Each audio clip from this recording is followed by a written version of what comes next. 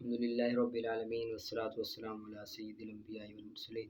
اما بعد فاعوذ باللہ من الشیطان الرجیم بسم اللہ الرحمن الرحیم. آگے ابو حنیفۃ عن شیبان بن عبد الرحمن عن یحییٰ بن ابی کثیر عن المہاجر بن اکرمۃ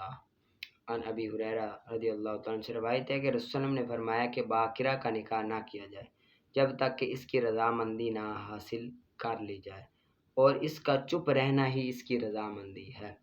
اور نہ نکاح کیا جائے بیوہ کا جب تک کہ اس سے اجازت نہ لی جائے. اس سے اجازت وہ بول کر بتائے گی، اور باکرہ کی رضامندی ہونی چاہیے، یعنی کہ وہ راضی، اور وہ چپ رہنا ہی اس کی رضامندی ہے. آج کل تو چپ نہیں رہتے. اور ایک روایت میں ہے کہ باکرہ کا نکاح نہ کیا جائے جب تک کہ اس کی رضا مرضی نہ حاصل ہو، اور اس کا چپ رہنا ہی اس کی مرضی ہے، اور نہ بیوہ کا نکاح کیا جائے جب تک کہ اس سے اجازت نہ حاصل کر لی جائے. اور ایک روایت میں اس طرح ہے کہ باکرہ کا نکاح نہ کیا جائے جب تک کہ اس کی مرضی نہ حاصل ہو، مرضی نہ ہو تو نہ نکاح کیا جائے، اور جب وہ چپ ہوگی تو یہ اس کی اجازت ہے، اور نہ بیوہ کا نکاح کیا جائے جب تک کہ اس سے اجازت نہ حاصل کر لی جائے، یعنی کہ وہ بول کر بتائے گی. ٹھیک ہے، یہ اچھی طرح سے یاد کر لینا، بس بڑا ہے. آگے نکالیں آپ یہ شرح قائد کا. ثم اشارہ الی وقوع الارسال، یہاں سے جو مصنف ہے وہ آنے والی جو عبارت ہے اس کے مقاصد بیان کریں گے کہ مصنف علیہ رحمہ اپنی اس عبارت وقد ارسل اللہ تعالی رسلا من البشر مبشرین آگے ومنذرین، یہاں سے اس کے سے وقوع رسالت کو بیان کریں گے کہ مبشرین اور منذرین جو یہاں پر ہے، اس سے ارسال رسول کے فائدے بیان کریں گے، رسول کو بھیجنے کے فائدے. آگے جو ایدیہم بالمعجزات، آگے دیکھو آگے متن میں ایدیہم بالمعجزات سے یہ اس بات نبوت کا بیان کریں گے. اور آگے اولہم آدم، یہاں سے بعض انبیاء علیہ السلام کی رسالت کی تعیین بیان کریں گے. ٹھیک ہے، پھر مصنف علیہ رحمہ نے اشارہ کیا ارسال کے وقوع کی جانب اور اس کے فائدے کی طرف اور اس کے ثبوت کی طرف، اور بعض ان حضرات کی تعیین کی طرف جن کی رسالت ثابت ہے. فقال، اب مصنف نے فرمایا کہ اللہ تعالیٰ نے انسانوں میں سے انسانوں کی طرف بھیجے رسول بھیجے، انسانوں میں سے انسانوں کی طرف رسول بھیجے، مبشرین جو خوشخبری سنانے والے ہیں، یعنی کہ جنت اور ثواب کی اطاعت گزاروں کو خوشخبری سنانے والے ہیں، اور منذرین ڈرانے والے ہیں جو نافرمان ہیں ان کو کیا کرنے والے ہیں، ڈرانے والے ہیں. اب یہاں سے اللہ تعالیٰ نے یہاں سے یہ بات بیان کی کہ اللہ تعالیٰ نے انسانوں کو انسانوں کی طرف بھیجا، یعنی کہ انسانوں کو ہی رسول بنا کر بھیجا، کسی اور کو نہیں رسول بنا کر بھیجا. کیوں بھیجا انسانوں کو؟ کیونکہ امت کو ان سے انس پیدا ہو اور ان سے استفادہ حاصل کرے. اگر کوئی اور انسان نہ ہوتے نبی تو پھر امت ان سے دور بھاگتی، ان سے محبت نہ کرتی. اس لیے ان کو انسان ہی بنا کر بھیجا تاکہ انس پیدا کرے اور استفادہ حاصل کرے، تاکہ وہ انبیاء اپنی اطاعت کرنے والوں کو جنت اور پھلوں کی اور ثواب کی خوشخبری سنائیں، اور نافرمانوں کو دوزخ سے ڈرائیں اور اس کا عذاب اور اس کے ثواب اور عقاب اور ان کے اسباب کے بارے میں بتائیں. ٹھیک ہے، یہ وہ چیزیں ہیں جن کی طرف عقل کی رسائی نہیں ہوتی، عقل نہیں بنا سکتی کہ یہ جہنم ہے، یہ دوزخ ہے. تو ہماری جو نظر ہے وہ بڑی دقیق ہے. تو نظر دقیق، اگر نظر دقیق بھی ہو، جو دقیق نظر بھی ہو، تو وہ بھی کوئی ایسی جگہ ہوں گی جہاں سے محروم رہے گی. اس لیے حکمت خداوندی کا تقاضا یہی ہے کہ انبیاء کرام کو انہوں نے بھیجا.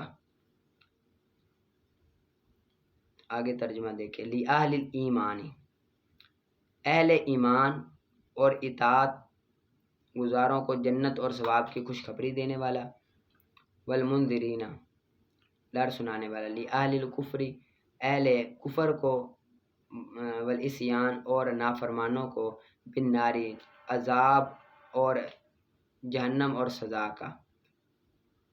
پس بے شک اس لیے کہ یہ ان چیزوں میں سے ہے، یہ عقاب و ثواب ان چیزوں میں سے ہے کہ جس کی طرف عقل کی کوئی رسائی نہیں ہوگی، عقل کی کوئی رسائی نہیں ہوگی، اور اگر ہو بھی تو نظر دقیق ہے، اگر عقل پہنچ بھی جائے تو نظر ہماری بڑی دقیق ہوگی۔ جو اکا دکا کوئی میسر ہے، اکا دکا کوئی ایک دو ہی ہیں جس کو پتہ لگتا ہے، باقی ہر کسی کو نہیں پتہ لگتا۔ اور بیان کرنے والے ہیں لوگوں کے لیے ان چیزوں کو جن کی طرف وہ محتاج ہیں، اور یہاں پر وَمُبَيِّنِينَ لِلنَّاسِ مَا يَحْتَاجُونَ، اور یہاں پر یہ بیان کیا کہ اللہ تعالیٰ نے انبیاء کرام علیہ الصلوۃ والسلام کو اس لیے بھیجا تاکہ وہ لوگوں کے امور دینی اور امور دینوی بتائیں کہ جس کی طرف لوگ محتاج ہوتے ہیں، مثلاً جنت اور جہنم کو پیدا کرنا اور ان میں ثواب اور عذاب کا ہونا، اور اسی طرح ایسے احوال کا جاننا کہ جن تک عقل کی رسائی ممکن ہی نہیں ہے، اور انبیاء کرام نے لوگوں کو اجسام دورہ اور اجسام نافعہ، اجسام ضارعہ اور اجسام نافع، یعنی کہ جو جسموں کو فائدہ دینے والی ہے، جو نقصان دینے والی چیزوں کے متعلق بھی خبر دیا، یعنی کہ مطلق یہ ہے کہ اجسام ضارعہ اور اجسام نافع سے مراد کہ ان جڑی بوٹیوں کو بتایا جن سے دوائیں بنتی ہیں، ان دوائیوں کے بارے میں رسول صلی اللہ علیہ وسلم نے بتایا، اور اسی کو علم طب کہتے ہیں کہ معرفت یہ وحی کے ذریعہ، یہ لوگوں کو تو نہیں پتہ تھا، اگر وہ نہ آتے تو یہ لوگ اس سے محروم لیتے۔ تو اس میں بہت سارے فوائد ہیں رسولوں کو بھیجنے میں۔ اب دیکھیں لوگوں کے لیے ان چیزوں کو جن کی طرف وہ محتاجی ہے، دنیا اور دین کے امور میں سے، اس لیے کہ اللہ تعالیٰ نے جنت اور دوزخ کو پیدا فرمایا اور ان دونوں میں ثواب اور عقاب کو پیدا کیا، اور ان دونوں کے احوال کی تفاصیل اور اول کی طرف بھیجنے کا طریقہ اور ثانی سے بچنے کا طریقہ ان چیزوں میں سے ہے جن میں عقل مستقل نہیں ہے، عقل مستقل تقاضا نہیں کرتی بھائی ادھر ثواب عذاب ہوگا۔ اور ایسے ہی اللہ تعالیٰ نے کچھ احکام بنائے، کچھ قضایا بنائے، احکام بنائے، ان میں سے کچھ تو ممکنات ہیں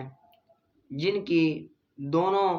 جانبوں میں سے کسی ایک کے جزم کی جانب کوئی راستہ نہیں ہے، دونوں جانبوں میں سے کسی ایک کی جانب کوئی راستہ ہی نہیں ہے، یقینی طور پر کوئی راستہ نہیں ہے، اور ان میں سے کچھ واجبات یا ممتنعات ہیں جو عقل کے لیے ظاہر ہی نہیں ہوتے کہ یہ واجب ہے، یہ ممکن ہے، یہ کیا چیز ہے، تو عقل تو ظاہر ہی نہیں ہوتی، مگر نظر دائم اور بحث کامل کے بعد، نظر دائم ہمیشہ نظر دلائے بحث کامل کے بعد، اس طرح کہ اگر انسان اس میں مشغول ہو جائے تو اس کے اکثر مسائل مطلع ہو جائیں، اکثر مسئلے مطلع ہو جائیں، تو اللہ تعالیٰ کے فضل و رحمت میں سے ہو اس بات کو بیان کرنے کے لیے پیغمبروں کا بھیجنا ارشاد باری تعالیٰ ہے، ارشاد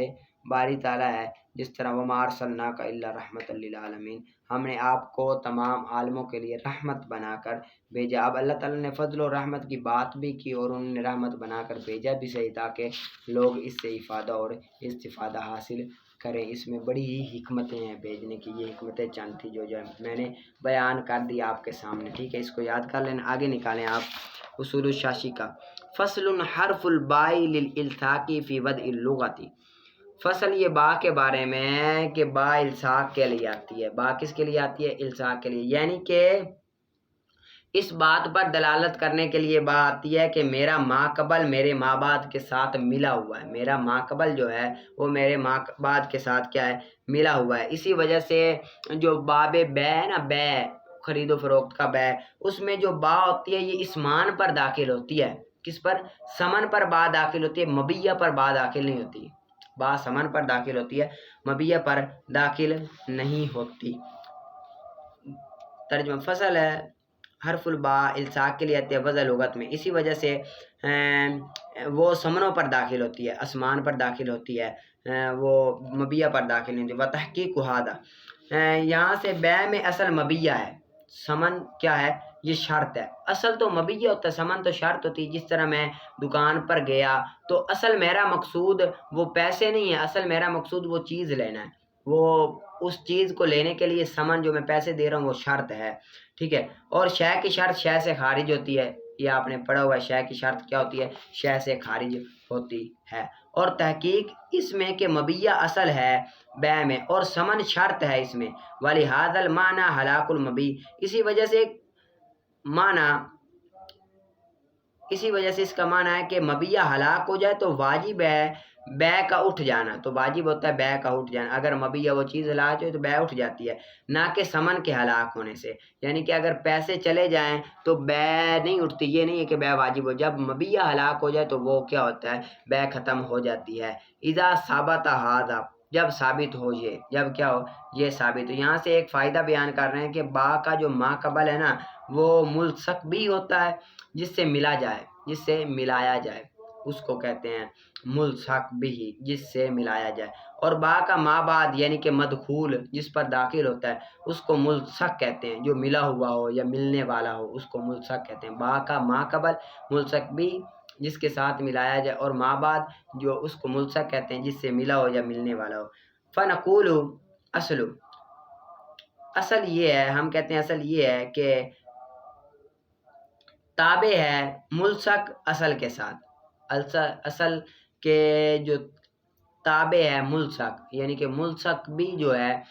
وہ اصل ہے اور جو تابع ہے وہ ملصق ہے، نہ یہ کہ اصل ملصق ہے بالتبع۔ یہاں سے یہ بیان کر رہے ہیں کہ باب میں جب با داخل ہو جائے تو جس پر با آ جائے گی وہ تابع ہوگا، وہ تبع ہوگا، تابع ہوگا، ٹھیک ہے، اور جس پر با نہ ہو وہ اصل ہوگا۔ لہٰذا جو تبع ہو وہ اصل کے ساتھ ملی ہوئی ہوتی ہے، نہ کہ اصل تبع کے ساتھ ملی ہوئی ہوتی ہے۔ لہٰذا جس پر با آ جائے گی وہ تبع ہوگی اور وہ ثمن ہے، اور جو خالی ہے، اور اصل با سے خالی ہے، اور جو اصل ہے وہ مبیہ ہے جو با کے ساتھ ہے۔ ترجمہ پھر کرتے ہیں یہاں سے، فنقول الاصل، پس ہم کہتے ہیں کہ اصل یہ ہے کہ تابع اصل کے ساتھ ملصق ہو، نہ یہ کہ اصل تابع کے ساتھ ملصق ہو۔ یعنی کہ تابع یہ ملی ہوتی ہے اصل کے ساتھ، اصل تابع کے ساتھ ملی ہوئی نہیں ہوتی۔ پس جب حرف با باب بے میں بدل پر داخل ہو، پس جب حرف با باب بے میں بدل پر داخل ہو تو یہ اس پر دلالت کرے گی، تو دلالت کرے گی اس پر کہ وہ بدلے اصل کے ملصق ہے، کہ وہ بدلے اصل کے ساتھ ملصق ہے۔ لہذا با کا مدخول مبیہ نہیں ہوگا بلکہ ثمن ہوگا۔ با کا مدخول کیا ہے، مبیہ نہیں ہوگا بلکہ کیا ہوگا، ثمن ہوگا۔ با کا مدخول کیا ہے، مبیہ نہیں ہوگا بلکہ ثمن ہوگا۔ وعلی ھذا قلنا، یہاں سے دلیل دیتے ہیں، اور اسی بنا پر ہم کہتے ہیں جب کسی شخص نے کہا کہ میں نے بیچا تجھے یہ گندم، یہ غلام گندم کے بدلے، یہ غلام بیچا گندم کے بدلے، ٹھیک ہے، میں نے تیرے ہاتھ میں یہ غلام بیچا ایک کر گندم کے بدلے، گندم کے بدلے، اور گندم کی وصف بھی بیان کر دی، ایک کر گندم کے بدلے، تو لہٰذا غلام یہ مبیہ ہوگا۔ کیوں مبیہ ہوگا؟ کیونکہ با سے خالی ہے، دیکھیں با نہیں ہے غلام پر، نہ با سے خالی ہے، اسی وجہ سے یہ کیا ہے، مبیہ ہوگا۔ اور کر ثمن ہوگا، کر کیا ہوگا، ثمن ہوگا۔ کیوں؟ کیونکہ با داخل ہے، با داخل ہے۔ اسی سے معلوم ہو گیا کہ قبضے سے پہلے ثمن تبدیل کرنا تو جائز ہے لیکن مبیہ تبدیل کرنا جائز نہیں ہے کیونکہ اس پر با داخل نہیں، ٹھیک ہے۔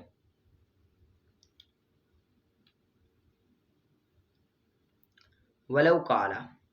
ترجمہ کرتے ہیں، اور اسی پر ہم نے کہا کہ جب کوئی کہے کہ میں نے تجھے بیچا یہ غلام گندم سے ایک کر کے بدلے، اور اس کے وصف بھی اب بیان کر گی، تو ہوگا مبیہ اور کر ثمن، پس جائز ہے بدل کرنا اس کے ساتھ قبضہ سے پہلے، ثمن کو تبدیل کرنا قبض سے پہلے۔ آگے ولو قال سے ایک اور مثال، اگر کسی نے کہا کہ میں نے بیچا تجھے ایک کر غلام کے بدلے، ایک کر غلام کے بدلے، ایک کر گندم سے غلام کے بدلے، ٹھیک ہے، اس غلام کے بدلے، تو یہاں پر اب دیکھیں ایک کر غلام کے بدلے، لہذا کر مبیہ ہوگا، کر کیا ہوگا، مبیہ ہوگا۔ کیوں مبیہ ہوگا؟ کیونکہ آپ نے پڑھا ہے کہ با سے خالی ہے، اسی لیے مبیہ، اور غلام ثمن ہوگا، کیوں؟ کیونکہ با داخل ہے اس پر، غلام پر با داخل ہے، بہذا العبد با داخل ہے، تو اسی وجہ سے یہ کیا ہوگا، ثمن ہوگا، اور کر کیا ہوگا، مبیہ ہوگا کیونکہ با کے بغیر ہے۔ جب کہا کہ میں نے تجھ کو بیچا یہ غلام گندم سے گر کے بدلے اس کا وصف بیان کیے تو ہوگا غلام مبیہ اور کر سمن، پس جائز ہے بدل کرنا اس کے ساتھ قبضہ سے پہلے، ولو قال بھی تمن کا کرن، اور اگر کہا کہ میں نے بیچا تجھ کو ایک کر گندم سے اور اس کا وصف بیان کر دیا اس غلام کے بدلے، تو ہوگا غلام سمن اور کر مبیہ، اور کر کیا ہوگا مبیہ، وَيَكُونُ الْعَقْدُ سَلَمًا۔ اب یہاں سے یہ بیان کر رہے ہیں کہ یہاں بے سلم ہوگی، یہاں کیا ہوگی بے سلم ہوگی، کیونکہ کر مبیہ ہے، کر کیا ہے مبیہ ہے، جو کہ غیر معین ہے، معین نہیں ہے غیر معین ہے، اور سمن معین ہے، سمن وہ کیا ہے معین ہے، غلام معین ہے، لہٰذا یہ بے سلم ہوگی، اور یہ بے جو ہوتی ہے یہ مقرر تب صحیح ہوگی جب مقرر ہو، پتہ ہو، میعاد مقرر ہو، وقت مقرر ہو، اس ٹائم یہ ادھار ہوتی ہے، مؤجل ہوتی ہے، اخار ہوتی ہے، یہ تب صحیح ہوتی ہے جب میعاد مقرر ہو کہ یہ اس ٹائم دے گا، اس ٹائم دے گا، تو تب صحیح ہے، اس کے علاوہ صحیح نہیں ہوگی، ٹھیک ہے۔ اور یہ عقد سلم ہوگا، صحیح نہیں ہوگا مگر معجل، معجلاً تخیر کے ساتھ صحیح ہوگا، لیکن مقرر ہوگی تو صحیح ہوگی ورنہ نہیں صحیح ہوگی، ٹھیک ہے۔ آگے نکالیں آپ اس کو دیکھ لیں، اچھی طرح سے پڑھ لیں، آگے نکالیں آپ ہدایہ شریف، وَلَوْ قَا دَمًا وَهُوَ عَلَقٌ،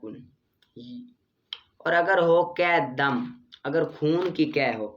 اور وہ جمع ہوا ہو، عَلَقٌ دمہ ہو، تو پس تعبیر کیا گیا جائے گا اس میں منہ بھر، اس میں منہ بھر کا تعبیر کیا جائے گا، کیونکہ وہ جلا ہوا ہے، کیونکہ وہ خون تو جلا ہوا ہوتا ہے، جلا ہوا سکڑا ہوا ہوتا ہے، ٹھیک ہے، وہ خون جلا ہوا ہے، سواد جلا ہوا ہے، ٹھیک ہے، اسی وجہ سے تعبیر منہ بھر کا کیا جائے گا۔ اور اگر ہو بہنے والا تو پس اسی طرح امام محمد کے نزدیک وہ اس کا اعتبار کیا جائے گا، وہ ناقض وضو نہیں ہے، اعتبار کیا جائے گا اس کے تمام انواع کا، اعتبار اس کے تمام انواع کا کیا جائے گا، کیونکہ بہنے والا چاہے ہے لیکن وہ منہ بھر نہیں ہے۔ اور طرفین کے نزدیک اگر ہے، اگر بہے بذات خود تو ناقض وضو ہے، اور اگر بہے اگرچہ تھوڑا ہی بہے لیکن بہے بذات خود تو ناقض وضو ہے، کیونکہ میدہ نہیں ہے خون کا محل، میدہ خون کا محل نہیں ہے، پس ہوگا میدے میں زخم، قرحہ کہتے ہیں زخم ہوگا میدے میں، یعنی کہ اگر میدے سے خون نکلا تو دو صورتیں، یا تو وہ خون جمع ہوا نکلے گا، اب جمع ہوا نکلا تو وہ تو کیا وہ اگر بہنے والا نہیں ہے تو وہ ناقض وضو نہیں ہے، امام محمد فرماتے ہیں کہ وہ ناقض وضو ہے، طرفین کہتے ہیں ناقض وضو نہیں ہے، ٹھیک ہے۔ کیوں نہیں ہے ناقض وضو؟ کیونکہ وہ تو ایک کوئلہ بن چکا ہوتا ہے، سڑا ہوا بن چکا ہوتا ہے، لہذا وہ اسی وجہ سے ناقض وضو نہیں ہے، ٹھیک ہے، اگر بہنے والا نہیں ہے۔ اور اگر بہنے والا ہے بذات خود بہے تو پھر وہ اگرچہ تھوڑا بھی ہو تو پھر بھی وہ ناقض وضو ہے، کیوں ناقض وضو ہے؟ کیونکہ جو میدہ ہے نا یہ خون کا محل نہیں ہے، اور جو الٹی آتی ہے وہ میدے سے آتی ہے، خون کا محل میدہ ہے نہیں، لہٰذا جو خون نکل رہا ہے نا الٹی کے ذریعے میدے سے، تو وہ اس وجہ سے نکل رہا ہے کہ میدے میں ضرور کوئی نہ کوئی زخم ہے، زخم ہے، اسی وجہ سے خون نکل رہا ہے، اور وہ زخم کی وجہ سے نکل رہا ہے تو وہ خون بہنے والا ہے تو وہ نجس ہوگا، اسی وجہ سے وضو ٹوٹ جائے گا۔ اور اگر نکلے سر سے نکلے، ناک سے نرم ہڈی تک پہنچے، ناک سے لان کہتے ہیں نرم ہڈی تک پہنچے تو ناقض وضو ہے بالاتفاق، یعنی کہ سر سے اگر خون نکلا اب نرم ہڈی تک پہنچ آیا تو پھر تو وہ ناقض وضو ہے، نرم ہڈی تک نہ پہنچے تو پھر وہ ناقض وضو نہیں ہے، کیونکہ جب نرم ہڈی تک پہنچے تو وہ اس طرح ہے کہ اس کو تطہیر کا حکم لاحق ہے نا، اسی وجہ سے جس کو تطہیر کا حکم لاحق ہے، تطہیر کے حکم کو نرم ہڈی غسل میں دھونا فرض ہوتا ہے، نرم ہڈی تک پانی پہنچانا، تو نرم ہڈی تک پہنچے گا تو پھر ہوگا، اگر نرم ہڈی تک نہیں پہنچے گا اوپر رہے گا تو پھر وہ ناقض وضو نہیں ہوگا، کیونکہ تطہیر کا حکم لاحق نہیں، شرط تھی تطہیر کے حکم تک پہنچے، لِوُصُولِهِ إِلَىٰ مَوْضِعٍ، اس کا پہنچنا ایسی جگہ کی طرف جس کو تطہیر کا حکم لاحق ہے، پس متحقق ہوگا نکلنا، تو وہ تطہیر کا حکم لاحق ہے تو وہ اس طرح ہوگا کہ ظاہری بات سے نکلا ہے، اگر تطہیر کا حکم لاحق نہ ہوتا تو پھر وہ یعنی کہ نرم ہڈی سے پہلے نکلتا تو پھر ہم نہ کہتے کبھی بھی کہ یہ بندہ وضو کرے، پھر وہ وضو نہیں کرے گا، ٹھیک ہے۔ ان کو آپ نے اچھی طرح سے محنت کر کے یاد کرنا ہے اور اچھے انداز میں تکرار ضرور کرنا ہے، آپس میں اچھے انداز میں محنت سے پڑھنا، ٹھیک ہے۔